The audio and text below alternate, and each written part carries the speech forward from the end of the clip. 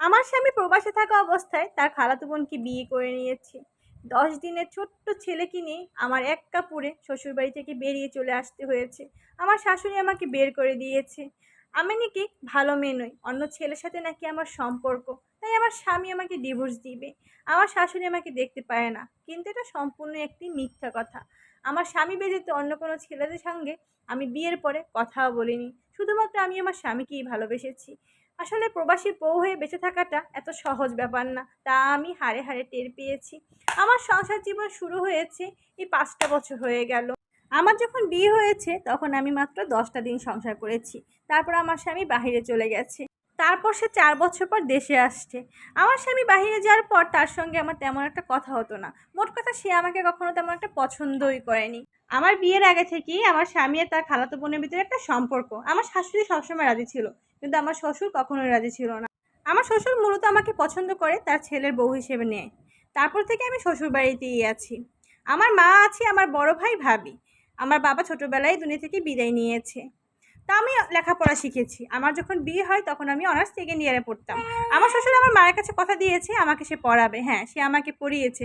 আমি সংসারে সব কাজকর্ম করেছি, কিন্তু কখনো শাশুড়ি ভালোবাসা পাইনি। কিন্তু আমার শ্বশুর আমাকে প্রচণ্ড ভালোবেসেছে। আমার শ্বশুর এই দুনিয়া থেকে বিদায় নিয়েছে, এই খবর পেয়ে 4 বছর পর আমার স্বামী দেশে ছিল।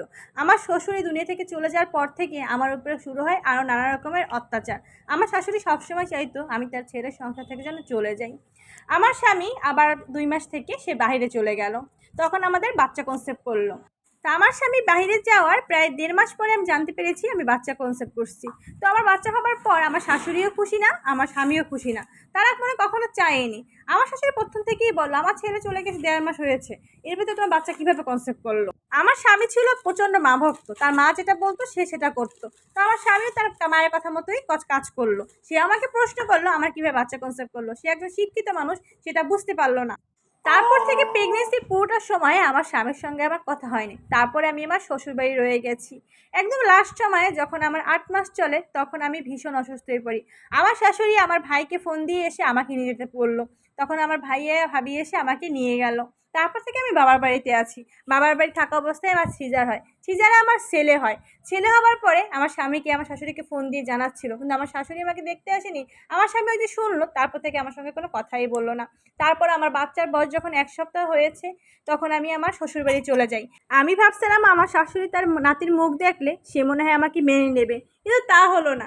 শ্বশুরবাড়িতে আমি 3টে দিন ছিলাম। 3টে দিন পর জানতে পারলাম আমার স্বামী অনেক আগেই তার খালাতো বোনকে বিয়ে করে নিয়েছে। সে নাকি এর ভিতরে দেশে এসেছিল, তার কিছুই আমি জানতাম না। সে আবার বাইরে চলে গেছে। আমার স্বামী আমাকে ফোন দিয়ে জানিয়ে দিয়েছে সে আমার সঙ্গে সংসার করবে না, সে আমাকে ডিভোর্স দিয়ে দেবে। এতদিন সে আমাকে ডিভোর্স দিতে পারেনি, কারণ আমার পেটে সন্তান ছিল।